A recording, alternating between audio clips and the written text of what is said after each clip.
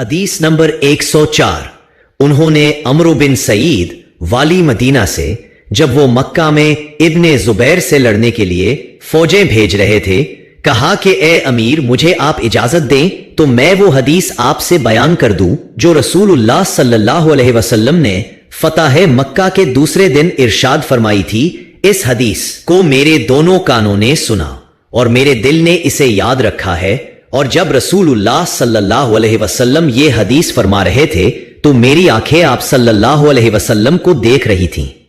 आप सल्लल्लाहु अलैहि वसल्लम ने पहले अल्लाह की हम्दो सना बयान की, फिर फरमाया कि मक्का को अल्लाह ने हराम किया है, आदमियों ने हराम नहीं किया। तो सुन लो कि किसी शख्स के लिए जो अल्लाह पर और यौम आखिरत पर ईमान रखता हो जायज नहीं है कि मक्का में खून रेजी करे या इसका कोई पेड़ काटे। फिर अगर कोई अल्लाह के रसूल के लड़ने की वजह से इसका जवाज निकाले तो उससे कह दो अल्लाह ने अपने रसूल सल्लल्लाहु अलैहि वसल्लम के लिए इजाजत दी थी, तुम्हारे लिए नहीं दी, और मुझे भी दिन के कुछ लम्हों के लिए इजाजत मिली थी। आज इसकी हुर्मत लौट आई जैसी कल थी, और हाजिर गायब को ये बात पहुंचा दे।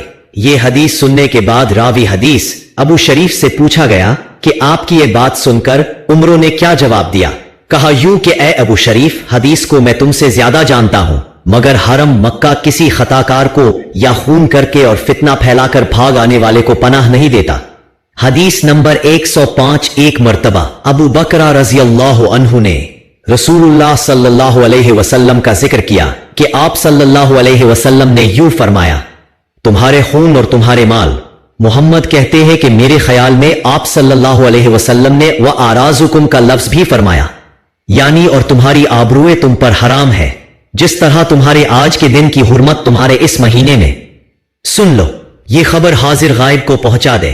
और मोहम्मद रावी हदीस कहते थे कि रसूलुल्लाह सल्लल्लाहु अलैहि वसल्लम ने सच फरमाया।